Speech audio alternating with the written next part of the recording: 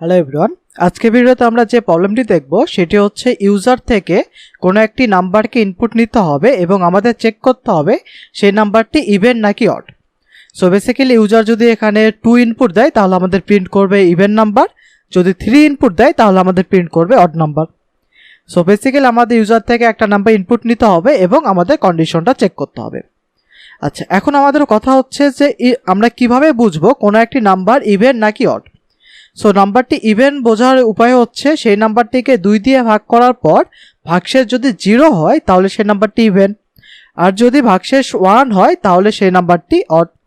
So আমরা এখন সেটি করব। সো প্রথমে আমরা এর নামে একটা ভেরিয়েবল নিব এবং এইখানে ইন্টিজার একটা ইনপুট নিব।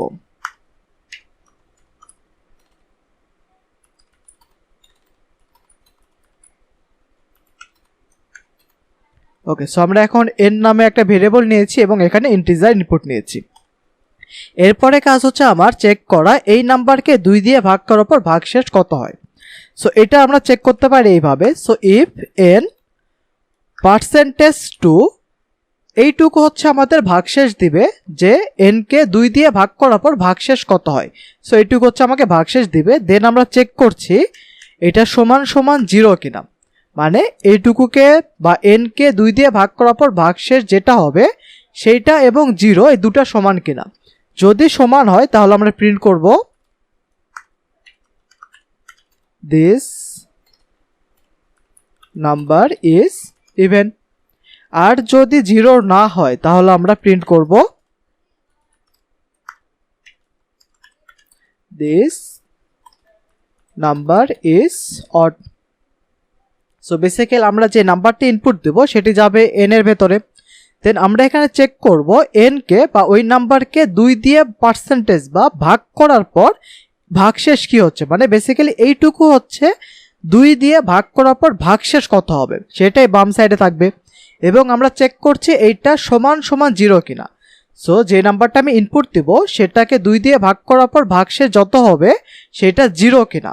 যদি 0 হয় তাহলে ইফের ভেতর ঢুকবে এবং এখানে প্রিন্ট করবে দিস নাম্বার ইজ ইভেন। যদি ইফের ভেতর না ঢোকে তাহলে বাই ডিফল্ট ভাবে এলস এর ভেতর ঢুকবে এবং এখানে প্রিন্ট করবে this number is odd. So আমি যদি এখন ফাইলটিকে রান করি তাহলে এখানে আমাদের একটা নাম্বার ইনপুট চাইবে। যদি আমি এখানে 10 লিখি তাহলে আমাদের প্রিন্ট করবে দিস নাম্বার ইজ ইভেন, কারণ আমি যে নাম্বারটি লিখলাম বা 10 এখন থাকবে n এর ভেতর। এখানে আমরা চেক করছি n বা 10 কে 2 দিয়ে ভাগ করার পর ভাগশেষ কত হয়। সো 10 কে যদি 2 দিয়ে ভাগ করি, ভাগ করার পর ভাগশেষ হবে 0।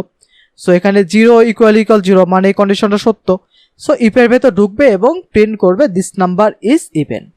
বাট যদি আমরা আবার রান করি এবং এখানে যদি 11 লিখি তাহলে প্রিন্ট করবে দিস নাম্বার ইজ অড, কারণ এখন n এর ভেতর আছে কত 11। সো 11 কে 2 দিয়ে ভাগ করার পর ভাগশেষ কত হবে 1। সো 1 = 0, অবশ্যই না, 1 এবং 0 সমান না।